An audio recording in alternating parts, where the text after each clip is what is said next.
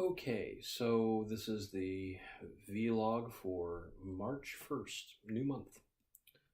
Only had a couple weeks. God, have I been doing this for 2 weeks? No, it'll be 2 weeks on Monday, I think.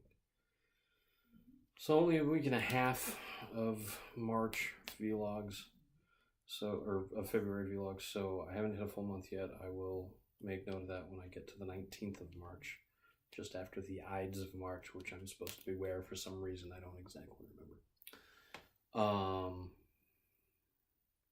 The ear thing, I was complaining about my ear yesterday. It is getting a lot better, although ironically, as soon as I came in here to start recording, that's when it started ringing again. But the sort of reverberation sound I was hearing while I was talking yesterday has basically gone away. I can hear it when I whistle in certain pitches, and that's it. And I'm sure in a couple of days it's going to go away. So that's good. And as bummed out as I seemed last night, I actually ended the day on a high note. Friend of mine streams, and he said, "I'm playing Monster Hunter tonight. You want to stream?" I said, "Well, sure. What are you doing?" He said, "Well, I'm fighting the last boss." And I said, "Well, do you want help? Do you need help on the boss?" And he's like, "Well, sure, yeah. If you want, you can hop on and help me." And he got home late, so he ended up, normally he tries to sort of section off the people he's in chat with so they're not overriding what he's saying during the stream. But he didn't have time to do that, so he just sort of gave us some quick ground rules, and then all of our voices showed up in the stream. So I have the URL from that Twitch, and I'm going to put it in the description down below. It should be down there. And so you can watch it. It is an hour and a half long, and I don't think I'm in it the whole time. But it's me relaxing, chilling, and playing Monster Hunter with some friends. If you can't tell who I am, you haven't been watching many of these, and you don't know the sound of my voice.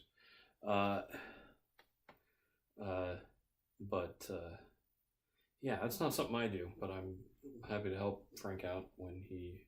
Oh, spoiler warning, it is the last boss of Monster Hunter World. So if you are playing it or thinking of playing it and you haven't gotten to the last boss yet, don't watch the video. And if you don't want to be spoiled. If you don't mind being spoiled, watch the video. It's hilarious. If you have beaten the last boss, well, you'll see. You'll see how we handle it, at least. We handle it. So what else? Besides my ear and besides Monster Hunter, my cat's been bugging me. I lock him out of this room, so I just have a little bit of privacy, but he saw me come up here. Now he knows that I'm in here because he can hear me talking. He's been murmuring. He's sort of stopped now. He's murmuring downstairs, but that's it. I don't know what else to talk about.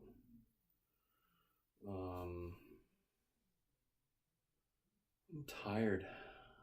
Just haven't been sleeping quite. I slept better last night than I did the night before, but we had pizza for dinner, so I'm sort of like in the midst of a minor food coma right now.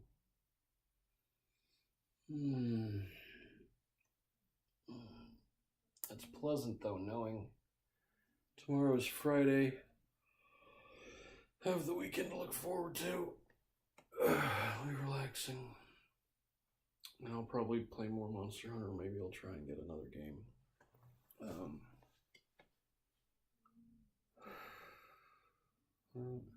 I am running out of things to do. I don't know how often this will happen.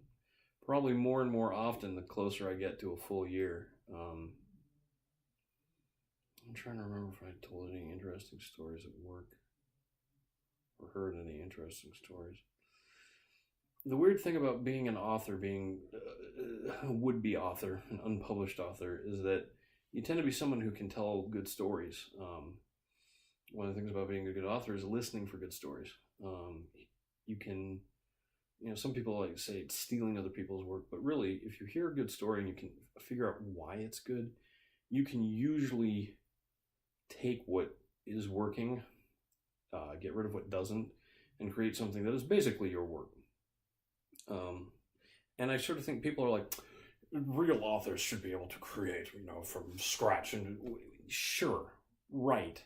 How many really famous artists paint pictures of things or painted pictures of things that they saw? Like Mona Lisa, that was a real model. That he didn't just invent a woman that looked like that. So many of Monet's pictures are just landscapes that he was looking at, that he just sat there and is like, oh, this is nice. At least I think it's Monet. I'm not a big art guy. So why would writers need to be held to a higher standard? Why does everything a writer come up with have to be completely original? A lot of the ideas in my book are original, but a lot of it, there's a little speck on my screen. I'm just gonna, there we go. Oh, now I changed the zoom ratio. Bad at this. A lot of the ideas I came up with, the genesis for my book was a conversation I had with my good friend Sean, who used to be my roommate. And it was actually the two of us talking about what we would want to see in our video games. And he said something. We were just coming up with if we could make our own game, what would it be? And we sort of agreed that it would be some sort of MMO, just because it would have lots of content, lots of things to do. And he said, so what would you want most? And I said, well, I want dinosaur people. I think I was fresh out of college at the time. And all my friends knew that I was big on dinosaurs and giant robots and dragons and some other stuff, which I am still to varying degrees. But I said, you never see dinosaur people as a race in MMOs. I want dinosaur people. And he said, I wouldn't. And I said, well, that's fine. It's just what I want. And he said, no, I would want an MMO where everybody was a human being. And I said, what? Isn't that boring? Everybody's already a human. He's like, ah. And then he pointed out something. He said, look at all the Star Wars movies you've ever seen, right? Look at Star Wars. Who are all the main characters? I said, Luke and Leia, Han Solo, Obi-Wan's sort of the main character. If you go back, it's Anakin. Darth Vader is the main character. He's the bad guy. He says, yeah, what do all they have in common? I said, well, they're all human. And he's like, yes.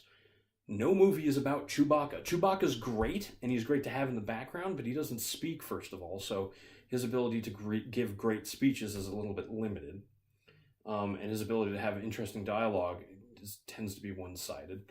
So, take that into account. The droids are great. The droids have a lot of personality, but it would be hard to have an entire movie or TV show about droids.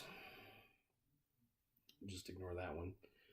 And I started going, yeah, and even the characters who can speak, and are understandable, like Jar Jar, are not the main characters, and we don't want them to be, because, and he pointed this out to me, we are humans, and as such, we can identify the things in a human character that are good or bad way more easily, and we are always going to be more sympathetic to what a human is going through compared to some made-up race of alien or whatnot. So as cool as dinosaur people would be, I would not want dinosaur. This is what he said. As cool as dinosaur people might seem to you, I would not want a game that had races of dinosaur people or elves or whatever. Because everybody picks elves because they're just better. They're humans plus, right? That's what an elf is. It's just a human where everything is just a little bit better than a human. So, the cast of the OC. I don't know. Maybe that's a bad example. You want people. You want people who are flawed, who have problems, who are sometimes greedy, sometimes selfish, because that's what a human being is. And I think this got tilted up a little bit, so I'm going to tilt it down like that. That's a little bit better.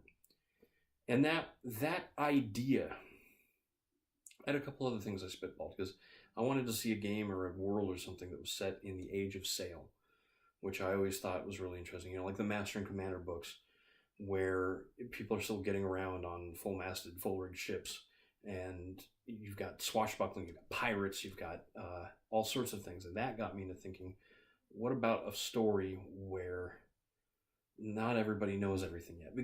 And that sort of became like the real focal point of that book that I wrote, is the idea that you have characters who know everything about the old world in which they live, but are forced to find there's something more to the world than what they had just accepted as the way things were.